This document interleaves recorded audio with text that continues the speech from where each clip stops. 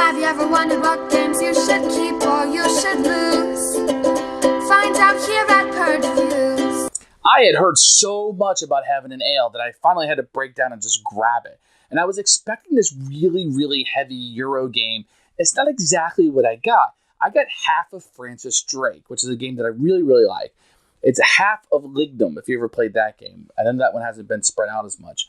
But it's a game where you're going around this track, and based on the number of players, you'll go around it a number of times.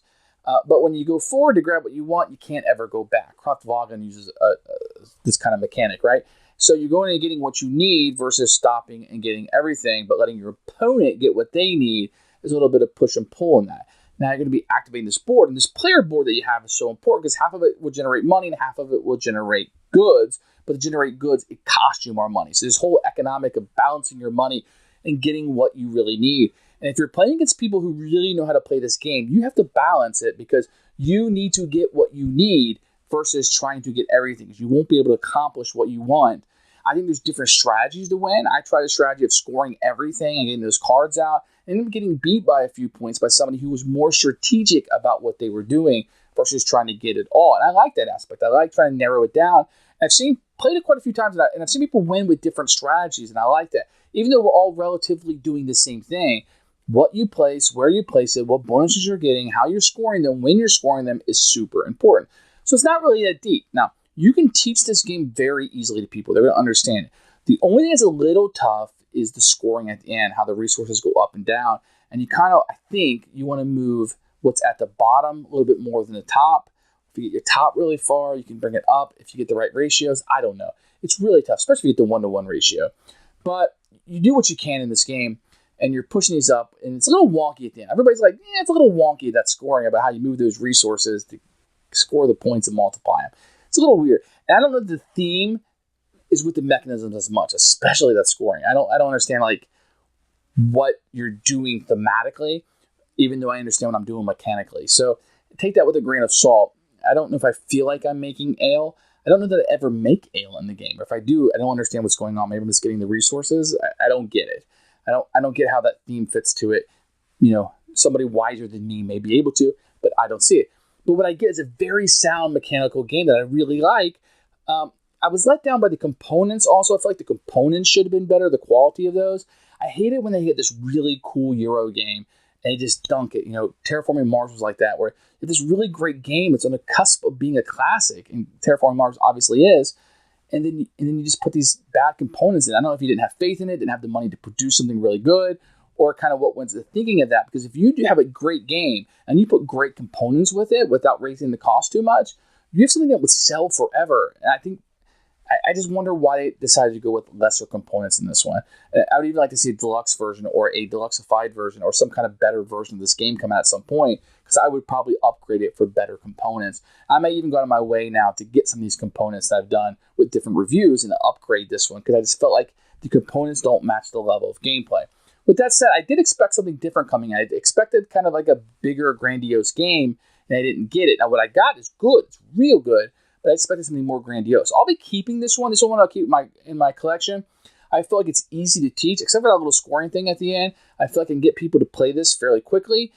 When they look at it, they're like, whoa, what's going on here? Because it just feels more complicated than it is.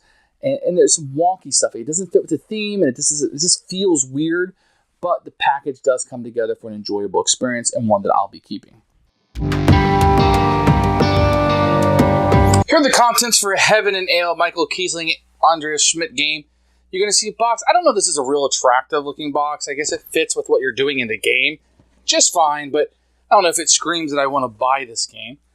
You're going to see, I love that the designers put their pictures on here. You're going to have a rule book. That's one of those big giant square rule books. These are going to be the player mats that you'll have. They're not hard plastic. You see they bend a little bit, but they're fine. You just set them right down and you play off them. You're going to have a board. It's a little small, so you want to sit kind of close together because this is where all the action is going to take place. Each player is going to get some wooden bits and some of these cards. Now, these cards are really good. They don't bend. I'm trying to bend them right now. They do not bend. You're going to get a whole bunch of little tiles. These containers, once again, in my videos, I show them a lot. I get them at the dollar store. They don't come with the game, but I like them better in baggies. You're going to get some cardboard barrels. And it's really nice. The number of victory points is on the back of them. And you're going to get big and small ones.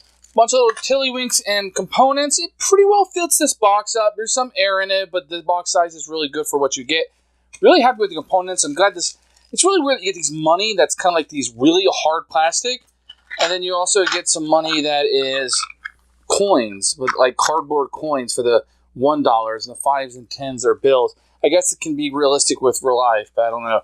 And these scoring tiles are just like these purple little wooden things, not very thematic. So the pieces aren't necessarily going to bring you into the game. These components could definitely be upgraded if you want, but for the most part, they're just scoring tiles, so it's not a huge deal.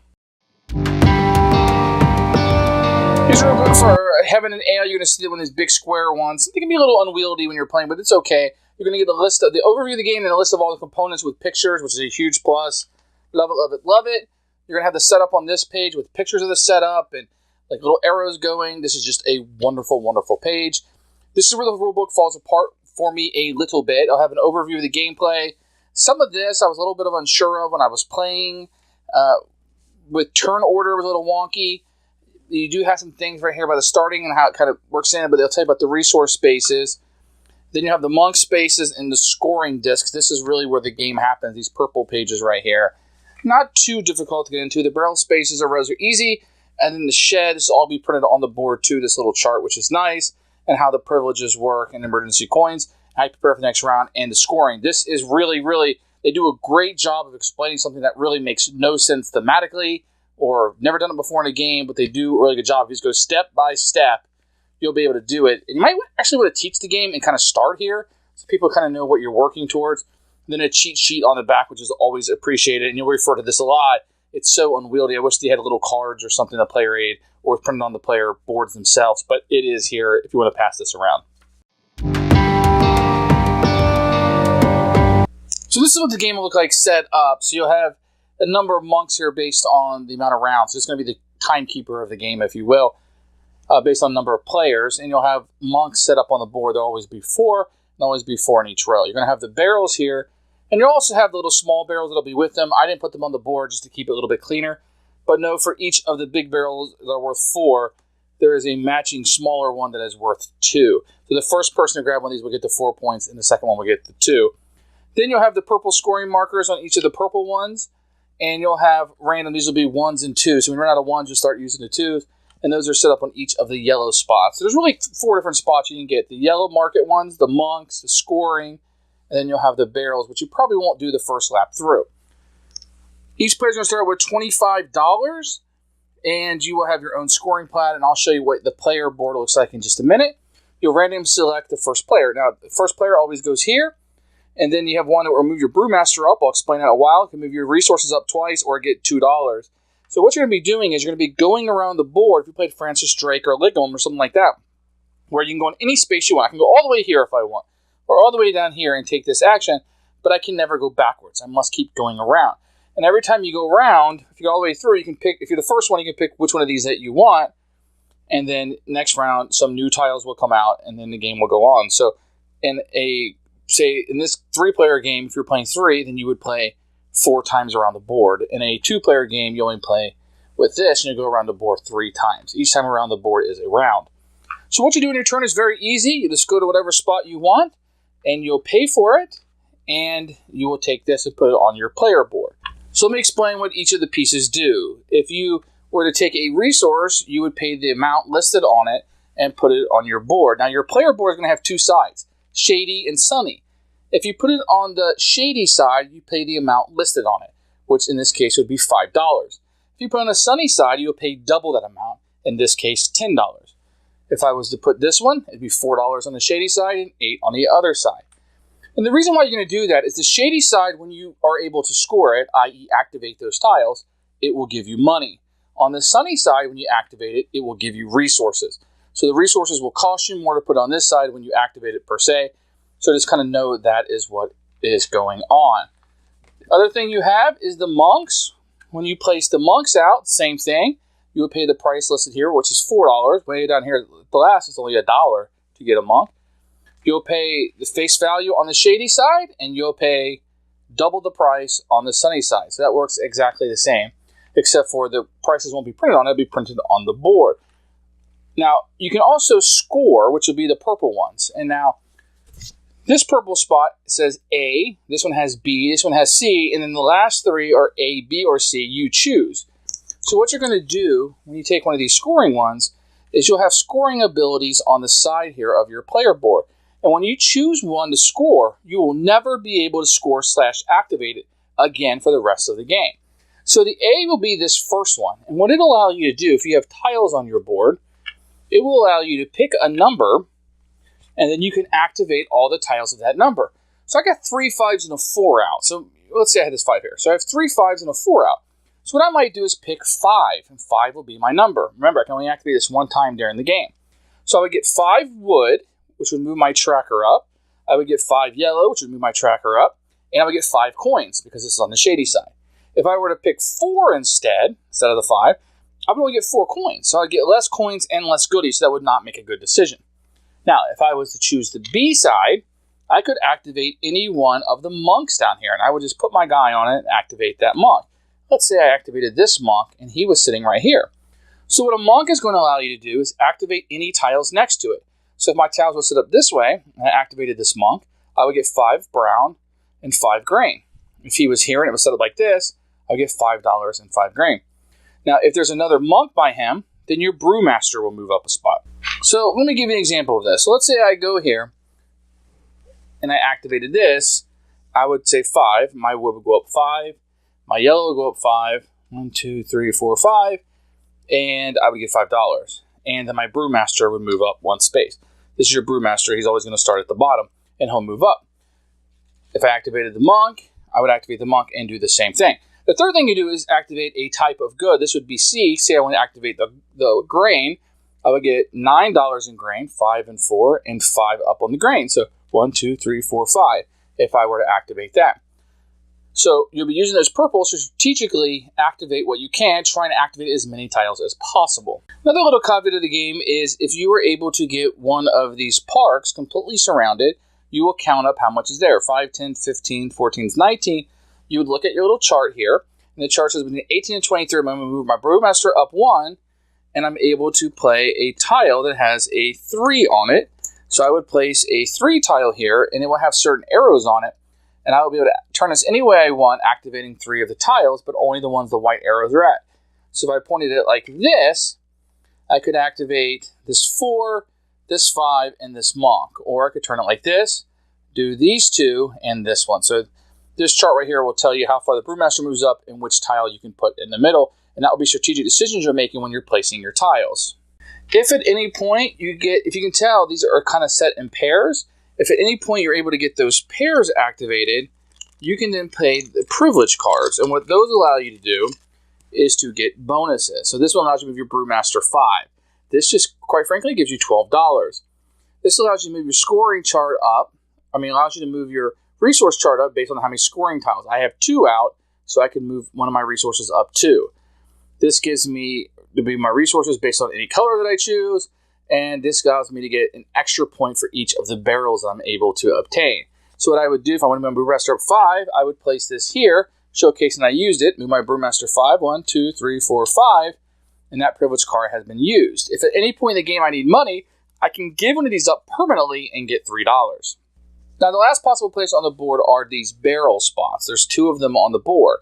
Now when your person goes to the barrel, you can claim as many of these barrels as you're able to do. And I'm not going to go through each one, but for example, this one says if I played 3 privilege cards, if I have covered up all 15 of the shady space on my side.